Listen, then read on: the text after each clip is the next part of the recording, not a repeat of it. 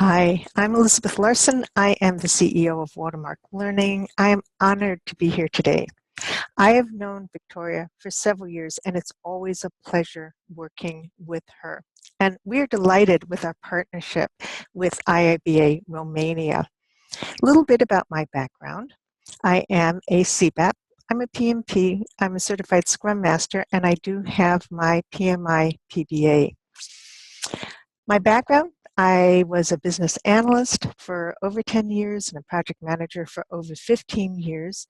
I love to speak, and so my speaking history includes track sessions and keynotes on national and international conferences on 5 different continents. I also love to write, and I have co-authored 3 different books on CBAP certification, on requirements management, and on influencing. I also write articles that appear monthly in BA Times and Project Times. I've been involved with 2 different bodies of knowledge, the business analysis body of knowledge, the BABOK, and the project management body of knowledge, the PMBOK. I was a lead author for version 2.0 of the BABOK and an expert reviewer on 3.0. I was a lead author on the PMBOK 4th and 5th editions. Just a little bit about our company. We are a woman-owned business, and we've been helping BAs and PMs get better at their jobs since 1992. We do a lot of work with certification. We have a lot of certification products, materials, training classes. If you have any questions or want any further information, please do not hesitate to contact me. This presentation, I don't have time to innovate, I'm too busy doing business analysis, is one that I've given a few times. I gave it at the IIBA BBC, their international conference in Las Vegas. It was well received, very well received there, and I hope it is here as well.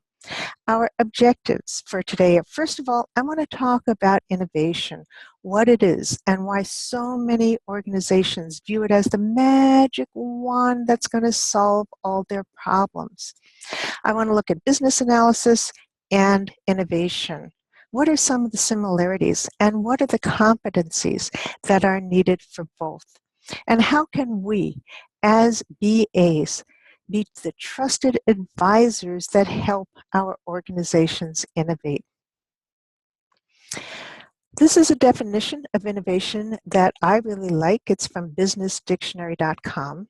And it's that innovation is the process of translating an idea or invention into goods or services that create value for which a customer will pay. And I want to break this definition down just a little bit. I want to start with the idea that an innovation can be large or small. It can be breakthrough, brand new idea, Archimedes in the bathtub, eureka moment. Or it can be a new idea. It can be a new product put together with old parts. It could be a new process for developing the product or a new way to get the product to the market.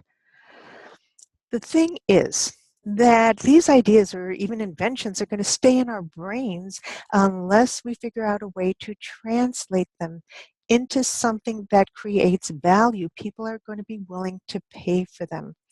To illustrate this point, I have a very brief history of movies.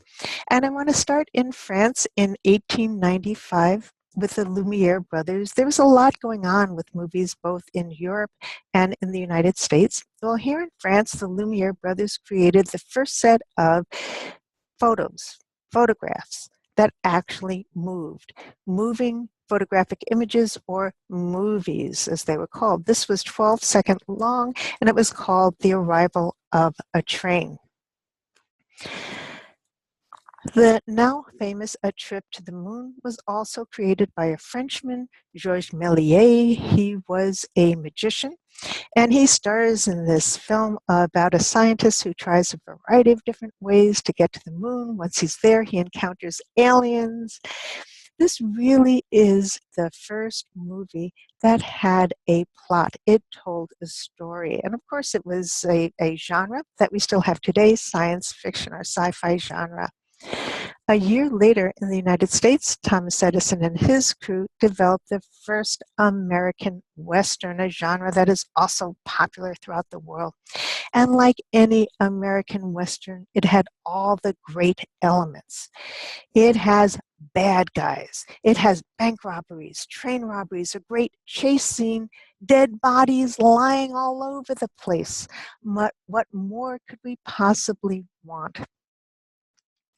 The next innovation had to do with color, and there were little bits and pieces of color that started to creep into the films about 1913, 14, 15, but it wasn't until 1924 when we have our first full-length movie in color. It was also a Western, The Wanderer of the Wasteland. Well, up until this point, all the movies were silent. That is, we could not hear the actors speak. There was no what was called synchronized dialogue until the iconic A Jazz Singer in 1927, the first talkie. And look at these audiences. Look at how anxious they are to hear this great innovation.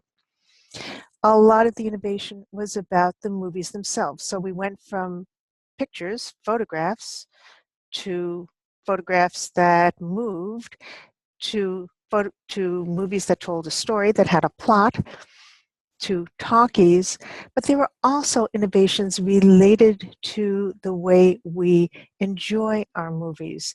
And as an example, in 1934, we have people who are clamoring to get in out of the summer heat and enjoy the movie in an air-conditioned theater. I want to talk about some special effects, again, keeping with our movie theme, to show how important technology is in innovation. We have 100 years of innovation relating to animation. Certainly in 1937, Disney's Snow White and the Seven Dwarfs was considered highly innovative, but look where we've come today, including our computer-generated images, Toy Story 1995 till The Jungle Book today. Couldn't do it without technology. And in 1977 with Star Wars, we had motion control. I don't know how many of you remember, like I do, sitting in the movie theater and having the galaxies, the stars come out at us. It was just so innovative for its time. In 2001, of course, we have motion capture with Lord of the Rings. And just a little bit on 3D. 3D was popular in the 1950s. It was all about aliens and monsters that came out at us. We wore the special glasses. Now it's more sophisticated, but hey, there's still a lot of aliens and monsters. And our reaction to being closer to the action, to have the action come out at us. Here's the 1950s wearing those glasses. Here's today wearing pretty much the same glasses and the same kind of a reaction. Again, it's about the closer we can get to feeling like we're part of the movie. That's more and more innovation, including virtual reality. Now, this is very popular in a lot of the video games, but I can't wait, and I don't think it's too far away, to see how we actually become actors in movies. I think that that'll be coming along pretty soon. So what does all of this have to do with our projects at work? What kind of conclusions can we draw? What kind of similarities? Well, I mentioned that it really is all about technology and innovation on our projects. Usually there is a technical component to it. I was, I guess you could say, lucky enough, maybe unlucky enough, to have been involved in 3 large projects at 3 different organizations that were highly innovative. I was in the IT department. The first 2, I was both the project manager and a BA. On the third, I was the project manager. We had a BA on the project. The first one was about 30 years ago, and we developed a protocol for two-way communication that completely changed how the salespeople took inventory out in the field and sent that inventory back to the main office. About 25 years ago, I was involved in a project that made our distribution center completely paperless. About 20 years ago, I was involved in a large project, and this one, there was a lot of innovation that the project was involved in, but one part of it was big data. 20 years ago, big data, the first one for the organization. But my point is that technology totally transformed how the organization did its business. Back to the definition of innovation. It's about translating ideas into goods or service that create value. I think it's important to understand that we're not going to create value unless we are meeting some kind of a need. That need can either be explicit. So as an example of an explicit need, we might say we're going to send a man to the moon in the next 10 years, or we're going to cure cancer in the next 5 years, very explicitly stated. But I think most innovations happen, or many of them do, to meet an implicit need. In other words, people don't even know that they have the need until they see the product and it's like, how could I ever live without that? Our Apple products are, a lot of the Apple products are examples of implicit needs. It's certainly about the products themselves, but more and more it's about people's user experience, the user experience, experiencing that product. So as an example, we want to be able to watch movies on large screens, in the movie theater, on our smartphones, any way, any place that we want to. And I believe that innovation is leading towards our becoming more and more a part of the movies themselves. So the user experience, as we in our organizations help organizations innovate, we need to keep that user experience component in mind. Well, it seems to me that everyone wants innovation, right? I mean, it's the latest and the greatest. It's been called the driver of productivity and the most important factor in growth. And the CEO of a large American company, they sell shoes on the internet, Zappos, says, I want every employee to be an entrepreneur. And that's a theme that we're going to be talking about a little later in the presentation. I want everyone to be an entrepreneur. To be an entrepreneur, to be truly innovative, we need to create a culture of innovation. So there are a lot of components. I've chosen a few to talk about. The first, of course, is collaboration. Hard to be innovative if we're not collaborative, but there are difficulties. There are still a lot of organizations that are very hierarchical in nature. The organizational structure is hierarchical. Communication flows downhill. Transparency, not so much in these organizations. Decisions are made at the top. The whys and the wherefores are not always communicated. So to transfer to an organization that is collaborative, that is flatter in nature, that has open communication and more transparency, that's tough for some organizations. I mentioned Zappos, this online shoe store, before. They've created a culture that they call holacracy. And in an interview with the CEO, Tony Hsieh, he said, you know, it's not that we've eliminated hierarchies, it's just that our hierarchies are completely different. We have hierarchies of purpose. It's also difficult to create this kind of a culture, and Zappos has lost many, many employees who just did not want to work in this type of environment. I've said for a lot of years that I think it's really important to have creative think time. In other words, so many of us are under so much pressure to get more done with less, to meet impossible deadlines. We don't have time to think. Well, it's going to be very, very difficult for us to come up with any creative ideas at all if we don't have that think time. Mostly when I ask people, well, what is a culture of innovation? I invariably hear that it's okay to fail. But I wonder what that means. I mean, you know, everyone says that it's okay to fail. What does that really mean? Can our organizations afford to have us fail?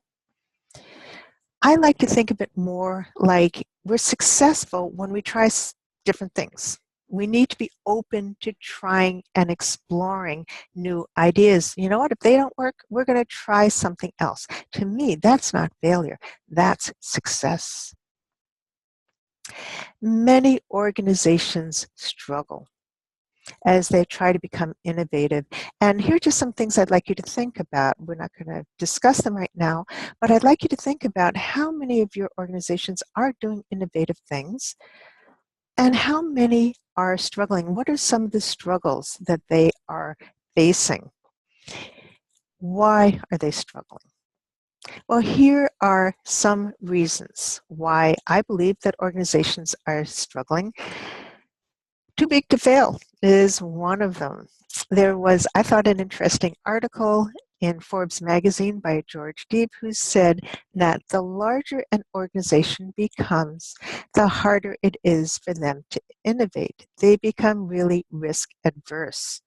He said even organizations that start out with entrepreneurship as part of their DNA, as they get bigger, it stops. I think this makes sense because the larger an organization becomes, the more national, international regulations that there are, the more stakeholders that we have to please. And I believe that social media plays a part too. We don't want to do anything that jeopardizes our organization. I think that many organizations struggle with how do we reward innovation? And so we have people like this who are saying, you know what? They want new ideas, but honestly, I'm getting paid to meet my numbers on existing business. We also have what I call we've always done it that way syndrome. This is a cartoon, but I think it's not uncommon to have the boss say to the employees, I want you to find a bold and innovative way to do everything the same way we've done it for 25 years. Perhaps the biggest struggle, I think, is that innovation does cause disruption. And that's hard on people. First of all, it's hard on the people who have to maintain the existing business, who have to sell existing products and write the software on existing products and handle customer complaints on existing products while the organization is moving in new directions, to say nothing about the disruption that major change can cause. So, big reason for a struggle. I think that organizations are struggling, in a nutshell, to find balance between change. We want change. We need to be innovative. We need to get new products and services out there, or we're not going to exist. On the other hand, we can't have too much change. We have to provide some stability for the organization, or I'm afraid it's going to implode. We need speed. We've got to be competitive. We've got to get our products out there quickly, and yet we don't want to put our organizations at risk.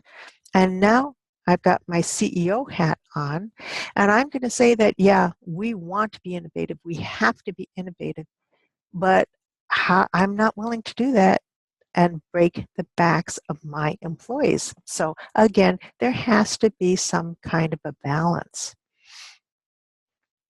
Well, let's look at business analysis and innovation. What do they have in common? What are some of the common competencies? If we go back to the definition of innovation, that is the process of translating an idea or invention into goods or services that create value for which a customer is willing to pay. And I also want to go over the definition of business analysis. This is in the BABOK version 3.0, again, a guide to the business analysis body of knowledge. Business analysis is the practice of enabling change in an enterprise by defining needs and recommending solutions that deliver value to stakeholders. I want to break this down just a little bit.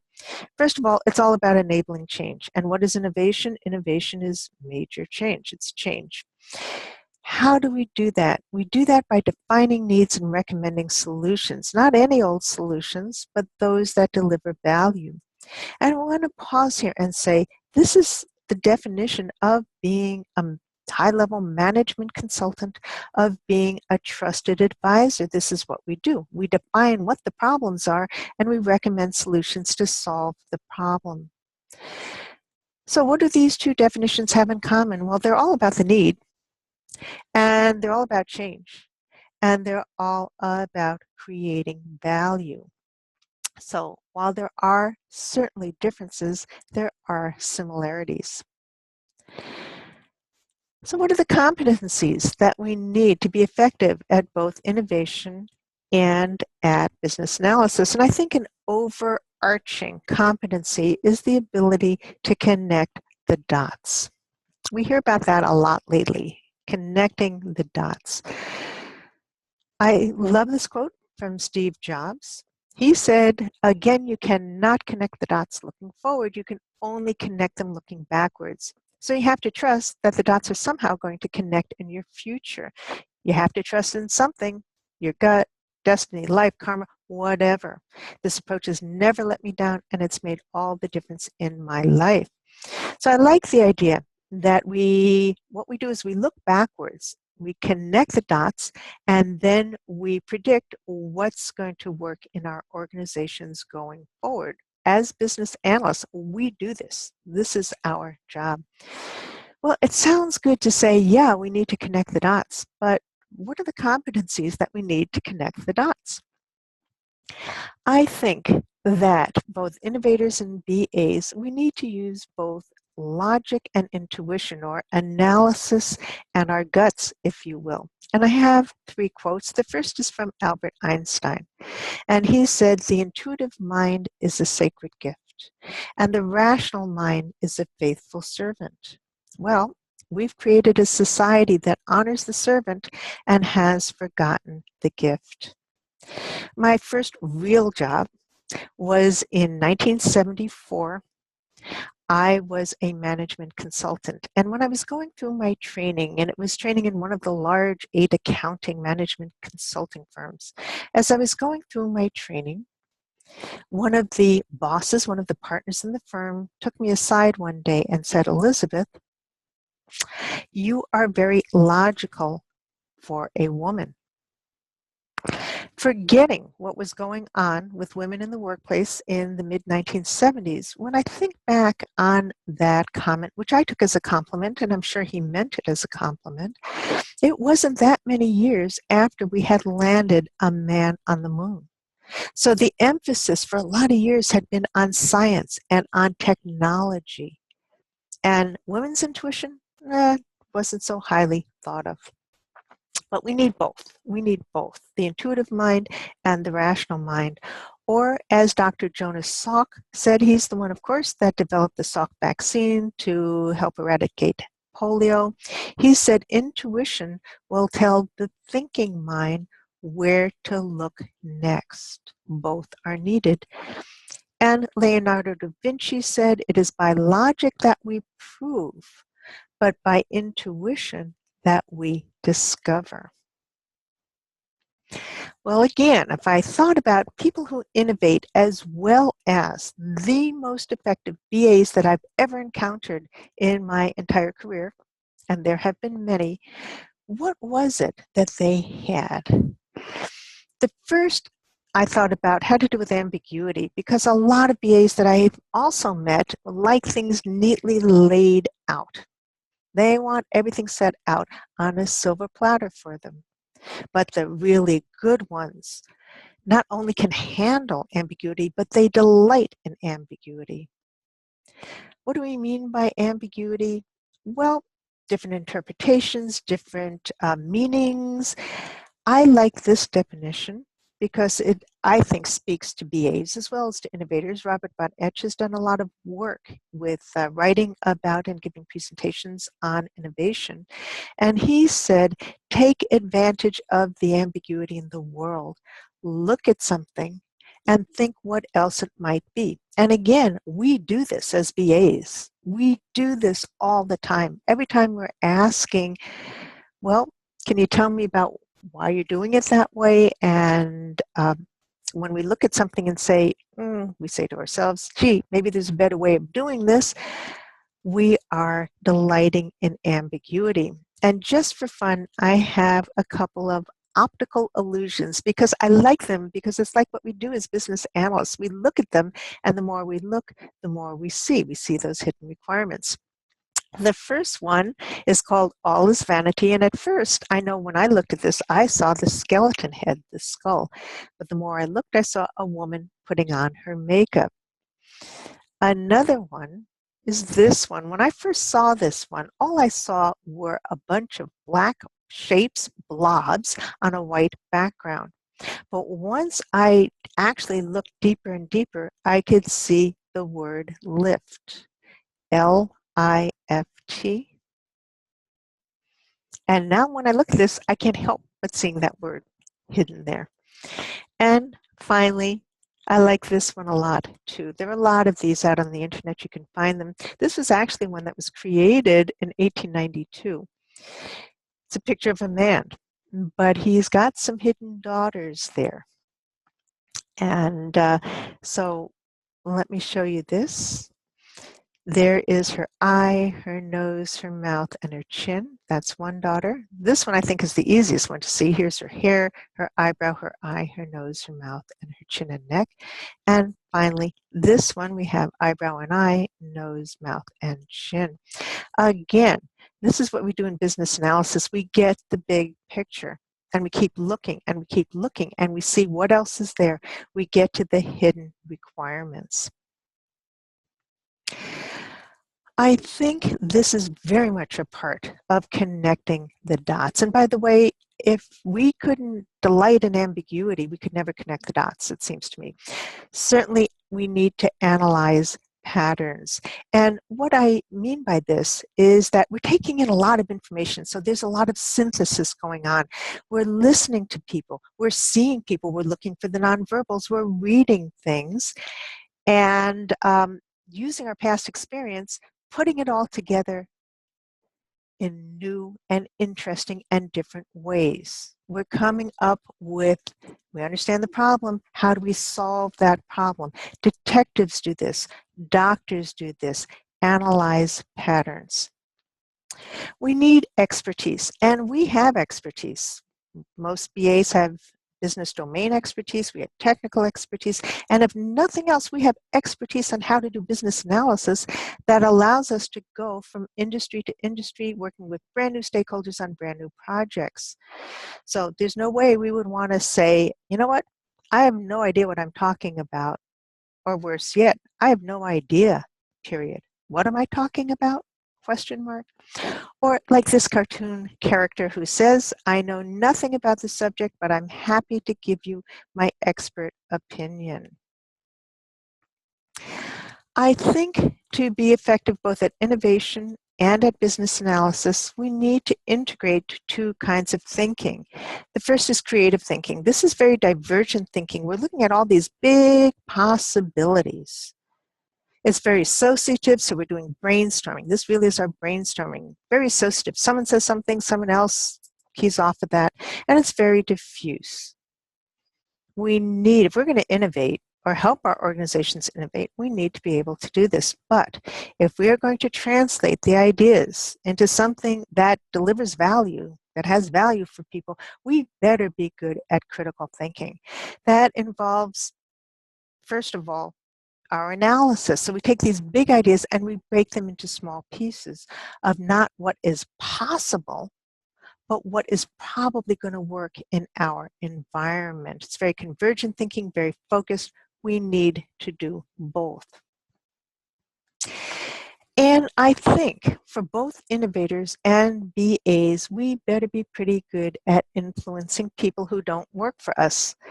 Innovators, of course, have to get seed money. They have to get the venture capitalists behind them. They have to get people to work together. Our BAs, same thing. We better be able to influence our sponsors and our business owners, our business stakeholders, our technical folks that we work with. We need influencing skills. With these competencies, I think that we are in a really good position to help our organizations innovate. I want every employee to be an entrepreneur, that CEO said. Internal entrepreneur. This is really what we call an intrapreneur. I mentioned that my first job was as a management consultant. From there, I was hired to be an internal consultant and internal entrepreneur at the organization, an intrapreneur. It was so much fun. We were really given an area, an incubation area, if you will. We were left alone. We were told to be as creative as we wanted to be. Once we knew what the problems were and we had some solutions, then we had to do that critical thinking to rein them in.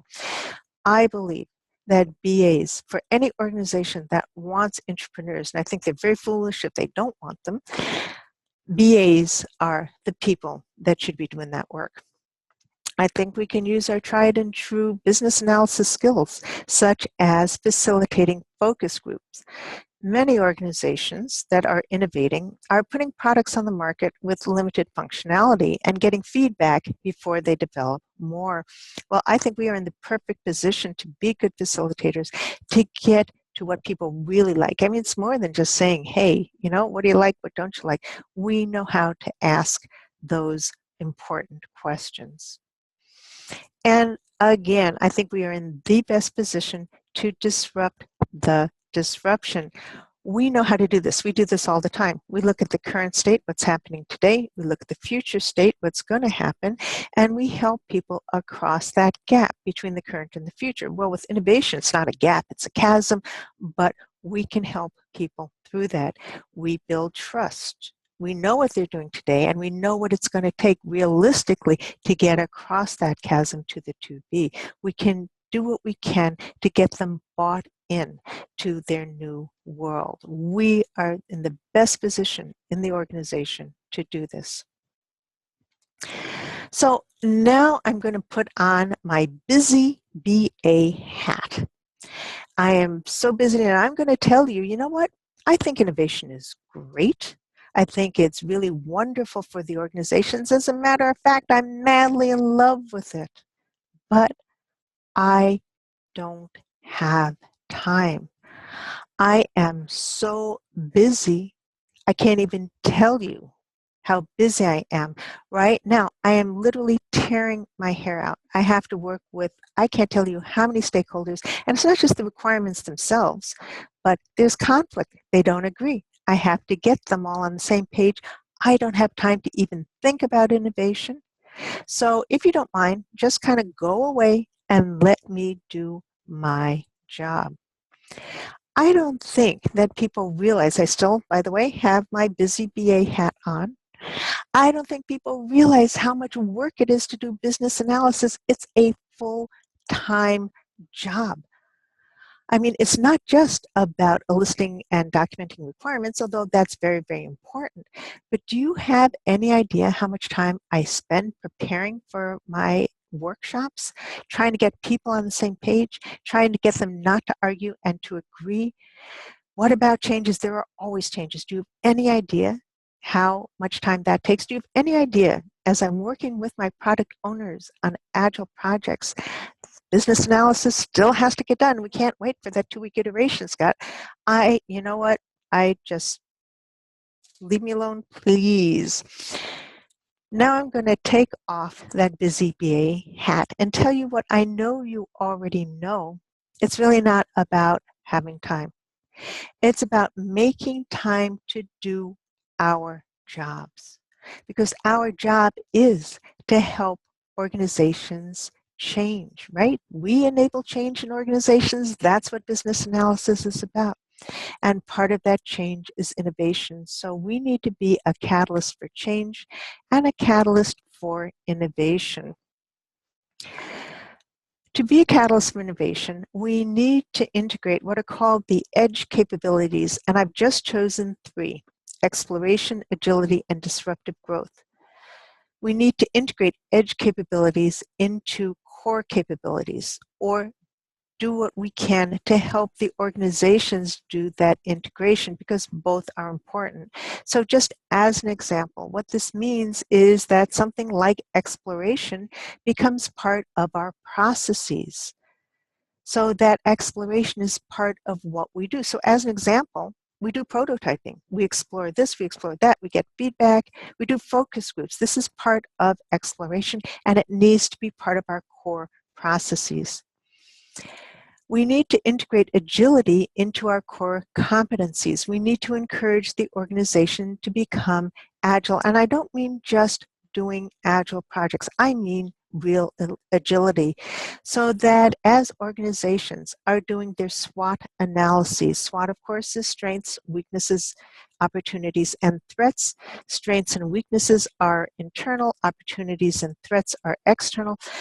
But as we're doing SWOT analysis, or as we're listening to the executives do SWOT analysis, we need to make sure that they understand that agility has to be one of the internal strengths of the organization, or they're not going to be able to innovate. And we have to integrate disruptive growth into sustained growth. Both are necessary, or the organization will not survive. But here's what I think is the good news. This is our job. We BAs, this is what we do. It's not just for the tippy top of the BA pyramid. So it's not just for business relationship managers. It's not just for senior BAs.